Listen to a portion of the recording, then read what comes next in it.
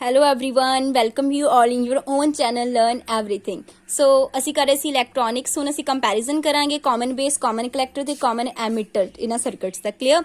So first of all ਇਹ ਮੈਂ table ਦੇ ਵਿੱਚ ਪ੍ਰੈਜ਼ੈਂਟ ਕਰਨ ਦੀ ਕੋਸ਼ਿਸ਼ ਕੀਤੀ। ਇਹਦੇ ਵਿੱਚੋਂ ਕੁਐਸਚਨ ਬਣ ਸਕਦਾ ਹੈ, ਬਹੁਤ ਜ਼ਿਆਦਾ ਇੰਪੋਰਟੈਂਟ ਚੀਜ਼ ਹੈਗੀ ਆ। ਫਸਟ ਹੈਗੀ ਆ ਵੋਲਟੇਜ ਗੇਨ ਦੀ ਗੱਲ ਕੀਤੀ ਹੋਈ ਆ। देखो कॉमन बेस ਲਈ हाई है, कॉमन कलैक्टर ਲਈ लो है, कॉमन एमिटर ਲਈ मीडियम है। Medium means that means not too low, ठीक है। बट ਇਹਨੂੰ ਅਸੀਂ हाई ਦੇ ਵਿੱਚ ਜ਼ਰੂਰ ਲੈ ਸਕਦੇ। ਕਈ ਬੁੱਕਸ ਦੇ ਵਿੱਚ ਕੀ ਲਿਖਿਆ ਹੁੰਦਾ ਆ ਔਰ ਇਹਨੂੰ ਹਾਈ ਲਿਖਿਆ ਹੁੰਦਾ। दैट मीनस ਕਿ ਥੋੜਾ ਇਹ ਹਾਈ ਹੋ ਸਕਦਾ but not too high and not too low. So current gain ਇਹਦੇ ਲਈ लो ਹੋਏਗਾ, high, medium, low, medium. Power gain ਦੇਖੋ, ਪਾਵਰ ਗੇਨ ਸਭ ਤੋਂ ਜ਼ਿਆਦਾ ਕਾਮਨ ਐਮਿਟਰ ਲਈ ਹੋਏਗਾ, ਠੀਕ ਹੈ। ਇਹ ਲਈ लो ਰਹੇਗਾ, ਇਹ ਲਈ ਮੀਡੀਅਮ। ਇਨਪੁਟ ਵਰਸਸ ਆਊਟਪੁੱਟਸ ਜੋ ਫੇਸ ਰਿਲੇਸ਼ਨਸ਼ਿਪ ਹੁੰਦਾ ਹੈ ਦੋਨਾਂ 'ਚ 0 ਡਿਗਰੀ ਦਾ ਹੁੰਦਾ, ਇਹ 'ਚ 180 ਡਿਗਰੀ। दैट मीनस ਇਹ ਦੋਨੇ ਤਾਂ ਇਨ ਫੇਸ ਨੇ ਇਨਪੁਟ ਦੇ ਨਾਲ, ਬਟ ਇਹ ਰਿਵਰਸ ਹੋ ਸਕਦਾ। ਯਾਦ ਰੱਖਣਾ, ਪੁੱਛ ਸਕਦਾ ਕਿਹੜਾ ਇਹਦੇ ਵਿੱਚੋਂ ਆ ਜਿਹੜਾ ਰਿਵਰਸ ਹੋ ਸਕਦਾ। ਇਨਪੁਟ ਰੈਜ਼ਿਸਟੈਂਸ ਤੇ ਆਊਟਪੁੱਟ ਬਹੁਤ ਜ਼ਿਆਦਾ ਇੰਪੋਰਟੈਂਟ ਆ।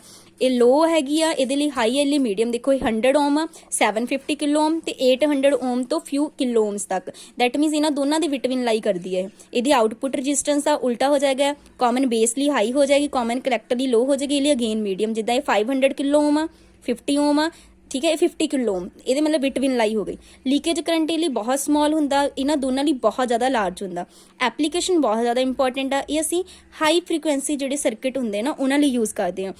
ਬਟ ਜਿਹੜਾ ਕਾਮਨ ਕਲੈਕਟਰ ਆ ਉਹ ਅਸੀਂ ਫॉर ਇੰਪੀਡੈਂਸ ਨੂੰ ਮੈਚਿੰਗ ਕਰਨ ਲਈ, ਇੰਪੀਡੈਂਸ ਵੀ ਇੱਕ ਰੈਜ਼ਿਸਟੈਂਸ ਹੀ ਹੈ, ਠੀਕ ਹੈ। ਜਦੋਂ ਬਹੁਤ ਸਾਰੀਆਂ ਰੈਜ਼ਿਸਟੈਂਸ ਆਪਸ 'ਚ ਕਨੈਕਟ ਹੋ ਜਾਂਦੀਆਂ ਉਹਨੂੰ ਬੋਲਦੇ ਆਪਾਂ। ਇੱਥੇ ਮੈਚ ਉਹਨਾਂ ਨੂੰ ਮੈਚ ਕਰਨ ਲਈ ਇਹ ਹੈਗਾ for audio frequency circuit. Sign ਆ ਫ੍ਰੀਕੁਐਂਸੀ ਦਾ, ਇਹ ਆਡੀਓ ਫ੍ਰੀਕੁਐਂਸੀ ਸਰਕਿਟਸ ਲਈ ਯੂਜ਼ ਹੁੰਦਾ ਹੈ, ਠੀਕ ਹੈ। ਸੋ ਇਹ ਇੰਪੋਰਟੈਂਟ ਹੈਗਾ। ਇਸ ਦੇ ਨਾਲ ਹੀ ਮੈਂ ਤੁਹਾਨੂੰ ਇੱਥੇ ਕੁਝ ਸਾਡੇ ਸਿਲੇਬਸ ਥੋੜਾ ਐਂਪਲੀਫਾਇਰ ਦਾ ਵੀ ਲਿਖਿਆ ਹੋਇਆ, ਜੋ ਟ੍ਰਾਂਜ਼ਿਸਟਰ ਹੀ ਅਸੀਂ ਐਜ਼ ਐਂਪਲੀਫਾਇਰ ਯੂਜ਼ ਕਰਦੇ ਹਾਂ। ਦੇਖੋ ਜਿਹੜੇ ਐਂਪਲੀਫਾਇਰ ਹੈਗੇ ਆ ਨਾ ਉਹ ਸਿਗਨਲ ਨੂੰ ਐਂਪਲੀਫਾਈ ਕਰਦੇ ਆ, ਠੀਕ ਹੈ। ਸੋ ਉਹਦੇ ਲਈ ਵੀ ਆਪਾਂ ਥੋੜਾ ਜਿਹਾ ਕੁਛ ਦੇਖ ਲੈਂਦੇ ਹਾਂ ਜਿਹਦੇ ਵਿੱਚੋਂ ਕੁਐਸਚਨ ਜਿਹੜਾ ਬਣ ਸਕਦਾ ਹੈ, ਠੀਕ ਹੈ।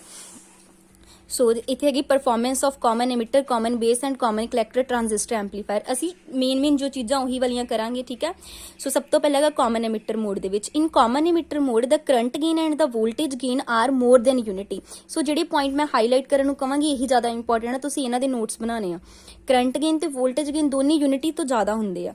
ਇਨ ਦੀ so this mode is used for current, voltage and power amplification. बहुत ज्यादा इंपॉर्टेंट है। देखो कॉमन एमिटर जिहड़ा ना एक current, voltage and power amplification तिन्नां लई यूज किया जाता। ये इनपुट ते आउटपुट रजिस्टेंस जिहड़ियां वो विटमिन लाई करदियां कॉमन बेस ते कॉमन कलैक्टर एम्पलीफायर मोड्स दे विच, जिद्दां आपां ओहदे विच भी देखिया। This mode is more flexible, this mode introduce a phase reversible किया है ना, 180 डिग्री रिवर्सीबल हुंदा between input and output voltage. This common emitter amplifier is more flexible and useful among 3 mode. Very important, इसलिए ਅਸੀਂ ਸਭ ਤੋਂ ਜ਼ਿਆਦਾ ਇਹੀ ਯੂਜ਼ ਕਰਦੇ ਹਾਂ। ਇਹ ਵਾਲਾ ਸਭ ਤੋਂ ਜ਼ਿਆਦਾ ਯੂਜ਼ ਕੀਤਾ ਜਾਂਦਾ ਕਿਉਂ? ਕਿਉਂਕਿ ਮੋਸਟ ਫਲੈਕਸੀਬਲ ਐਂਡ ਯੂਜ਼ਫੁਲ ਹੈਗਾ, ਠੀਕ ਹੈ। ਬਾਕੀ ਇਹਦੇ ਕਰੈਕਟਰਿਸਟਿਕਸ ਵੀ ਆਪਾਂ ਉੱਪਰ ਦੇਖ ਲਈਆਂ।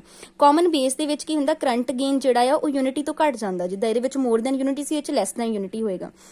Voltage gain is nearly equal to common emitter mode दे ਉਹਦੇ ਬਰਾਬਰ ਹੈਗਾ। इनपुट ਤੇ आउटपुट रजिस्टेंस ਜਿਹੜੀਆਂ ਇਹਦੀਆਂ ਆ ਉਹ ਇੱਕ ਜਿੱਦਾਂ इनपुट ਪਹਿਲਾਂ ਕਹੀ ਆ ਉਹ ਲੋਐਸਟ ਆ, आउटपुट ਜਿਹੜੀ ਆ ਹਾਈਐਸਟ ਹੈ, ਠੀਕ ਹੈ। ਟੇਬਲਰ ਫਾਰਮ 'ਚ ਵੀ ਆਪਾਂ ਕਰ ਲਿਆ। So this mode is used for matching the low impedance sources to a high impedance load, ਠੀਕ ਹੈ। ਐਜ਼ ਜਿਹਦਾ ਸਟੈਪ ਅਪ ਇੰਪੀਡੈਂਸ ਟਰਾਂਸਫਾਰਮਰ ਹੋ ਗਿਆ ਐਂਡ ਵੋਲਟੇਜ ਐਂਪਲੀਫਿਕੇਸ਼ਨ ਲਈ। Next last is common collector. ਇਹਦੇ ਵਿੱਚ current gain is approximately equal to common emitter mode and voltage gain is slightly less than unity. ਇਹ ਚੀਜ਼ਾਂ ਮੇਨ ਆ। ਪੇਪਰ 'ਚ ਡਾਇਰੈਕਟ ਪੁੱਛਿਆ ਜਾਏਗਾ ਕਿ ਇਹਦੇ ਵਿੱਚ ਕਿੰਨਾ ਹੈਗਾ ਆ, ਯੂਨਿਟੀ ਕਿਹਦੇ ਵਿੱਚ ਆ, ਲੈਸ ਦੈਨ ਯੂਨਿਟੀ ਕਿੰਨਾ, ਮੋਰ ਦੈਨ ਯੂਨਿਟੀ ਕਿਹਦੇ ਵਿੱਚ ਆ। ਨੈਕਸਟ ਇਨਪੁਟ ਰੈਜ਼ਿਸਟੈਂਸ ਤੇ ਆਊਟਪੁੱਟ ਰੈਜ਼ਿਸਟੈਂਸ, ਪਹਿਲੀ ਹਾਈ ਹੋ ਗਈ, ਦੂਸਰੀ ਕੀ ਆਊਟਪੁੱਟ ਰੈਜ਼ਿਸਟੈਂਸ ਕੀ ਹੋ ਗਈ, ਲੋਐਸਟ ਹੋ ਗਈ ਇਹਨਾਂ ਤਿੰਨਾਂ ਨਾਲੋਂ ਇਹਦੇ ਵਿੱਚ। So the common collector configuration is used for matching the high impedance sources. ਬਹੁਤ ਜ਼ਿਆਦਾ ਹਾਈ ਇੰਪੀਡੈਂਸ ਨੂੰ ਜਿੱਥੇ ਸੋਰਸਿਸ ਹੈਗੇ ਉਹਨਾਂ ਨੂੰ ਮੈਚ ਕਰਨ ਲਈ ਟੂ ਦਾ ਲੋ ਇੰਪੀਡੈਂਸ ਲੋਡ ਦੇ ਵਿੱਚ।